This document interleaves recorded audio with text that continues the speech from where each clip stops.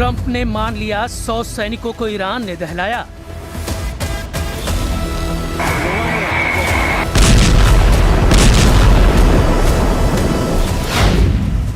Trump ने कबूल कर लिया, ईरान ने 10 दोस्त देशों को पीट डाला।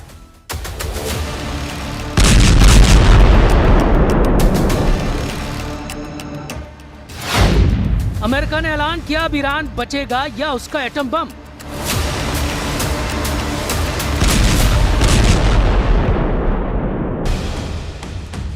लेकिन ईरान बातें कम, हमले ज्यादा कर रहा है। ईरान ने फिर से कुवैत के एनर्जी और पानी के इंफ्रास्ट्रक्चर पर भीषण बमबारी की है। कुवैत ने जानकारी दी कि उसके बिजली और डिसैलिनेशन प्लांट पर भयानक हमला हुआ है। लगातार चौथे दिन ईरान ने कुवैत पर कहर ढाया है। कुवैत की तरह ईरान 5 देशों को कुचल रहा है। लेकिन अमेरिका की मार भी बड़ी डरावनी है। सुपर पावर ने अपने विनाशकारी हथियारों को युद्ध में झोंक दिया है।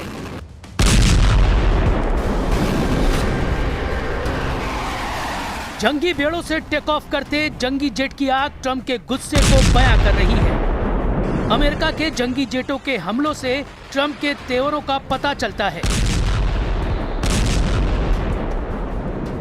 बस एक जंगी जेट का तहलका देख लीजिए, ऐसे सैकड़ों फाइटर ईरान पर बारूद बरसा रहे हैं। ये हमले इतने सटीक हैं कि बचने की कोई गुंजाइश नहीं है। लड़ाकू जेट जब मिसाइल दागता है तो ईरान के मिलिट्री ठिकानों को एक धमाके में धूल में मिला दे रहा है। बम विस्फोट इतना विनाशकारी है कि कंक्रीट और इस्पात की इमारतें पिघल रही हैं। इतनी ताकत झोंक कर भी ट्रंप फोर्स ईरान को झुका नहीं पा रही, क्योंकि जैसे ही अमेरिका के जंगी जेट अपने डॉक पर लैंड करते हैं, ईरान मिसाइलें लॉन्च करना शुरू करता है। ईरान की मिसाइलें कब और कहां फटेंगी, इसकी भनक भी अमेरिकी सेनाओं को नहीं लग रही। ईरान हर हमले में नए दुश्मन देश को दहला रहा है। ईरान ने बहरीन में शेख ईसा मिलिट्री बेस को ड्रोन धमाकों से दहला दिया है। अमेरिका के 5वें बेड़े के अहम ठिकाने के ऑपरेशन सेंटर तबाह कर दिए गए हैं। जॉर्डन में ईरान ने अमेरिका के 20 ठिकानों पर तबाही मचाई है। जॉर्डन के अल अजराक में ईरान ने 20 इमारतों को जमींदोज कर दिया है।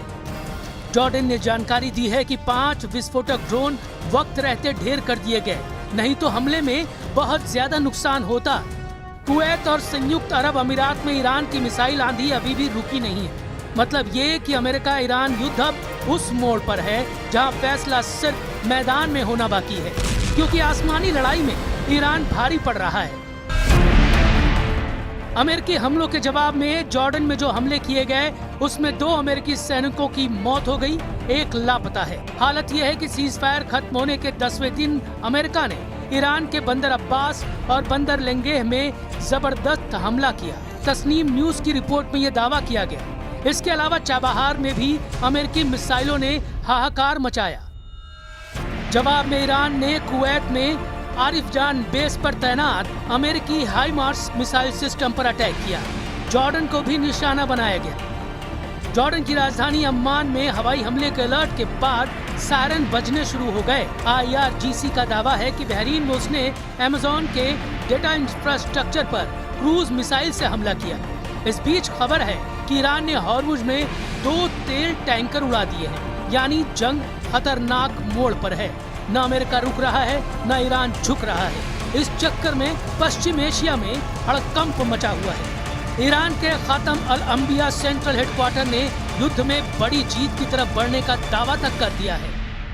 مرکزی خاتم الانبیا در این پیام با اشاره به شکست‌های پی در پی دشمنان در جنگ نظامی و نقشه شوم و متوهمانه آنان برای ایجاد شکاف و تفرقه بین مردم و مسئولان به دشمن جنایتکار، عهدشکن و حیله‌گر آمریکایی هشدار داد هر گونه طمع ورزی، زورگویی، تمامیت‌خواهی و وحشیگری با پاسخ قاطع و ویرانگر رزمندگان مومن، شجاع و مقتدر در نیروهای مسلح.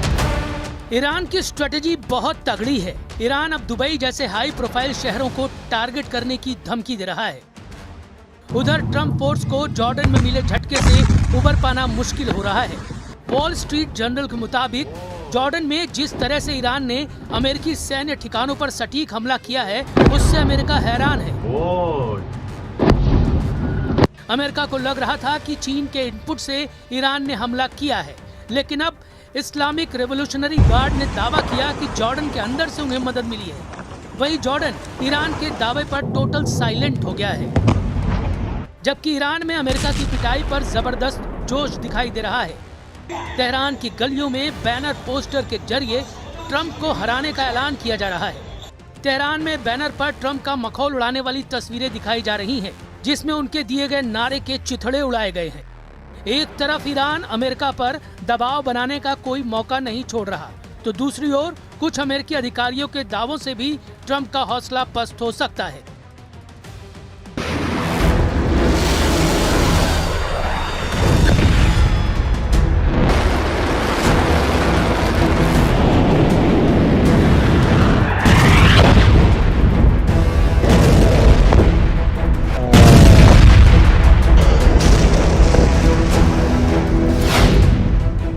क्योंकि एक अमेरिकी अधिकारी ने दावा किया कि अमेरिका के पास ईरान के खिलाफ लंबा युद्ध लड़ने लायक मिसाइलें नहीं हैं। ब्रिटेन के अखबार टेलीग्राफ ने एक रिपोर्ट छापी, जिसमें उसने एक अमेरिकी अधिकारी को कोट किया और लिखा कि अमेरिका ईरान के साथ लंबे और बड़े सैन्य संघर्ष के लिए अपनी ताकत बढ़ा रहा है, लेकिन उसके सामने हथियारों और मिसाइलों के भंडार की कमी एक बड़ी चुनौती बन रही है।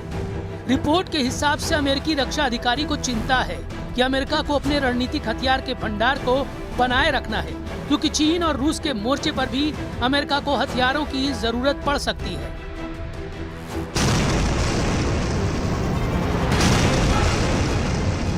अब अमेरिकी सेना ईरान के हमलों से खौफजदा है।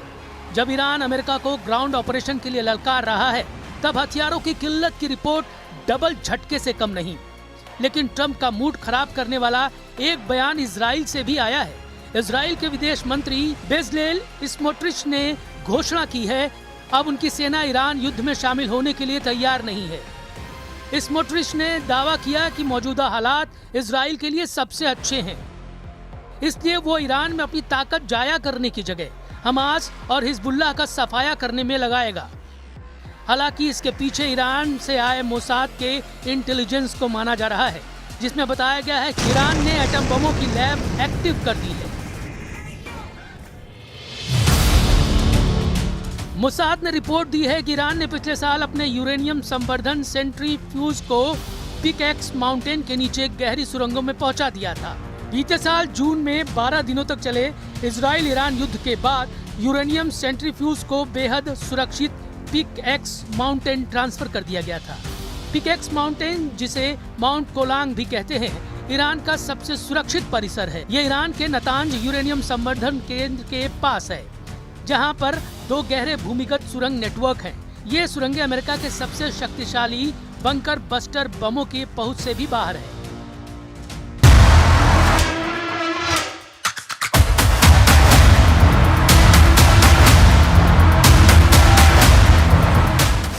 क्योंकि ट्रंप प्लान बना रहे हैं कि ईरान में ग्राउंड ऑपरेशन के लिए अमेरिकी सैनिकों की जगह सीक्रेट अलायंस को उतारा जाए।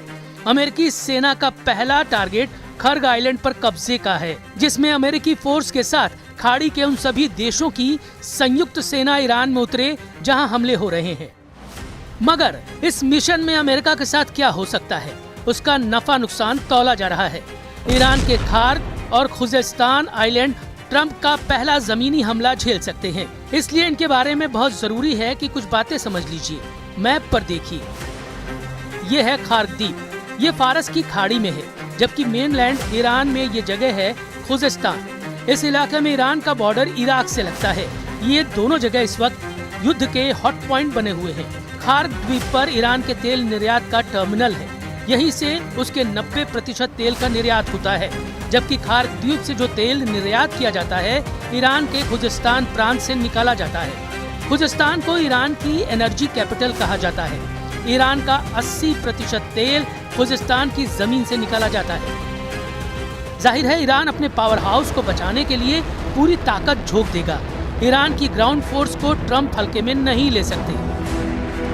ईरान की फौज 6.5 लाख है। इसके अलावा पैरामिलिट्री फोर्स 2.5 लाख के बराबर है, जबकि ईरान में एक्टिव बसीज फोर्स 20 लाख तक हो सकती है।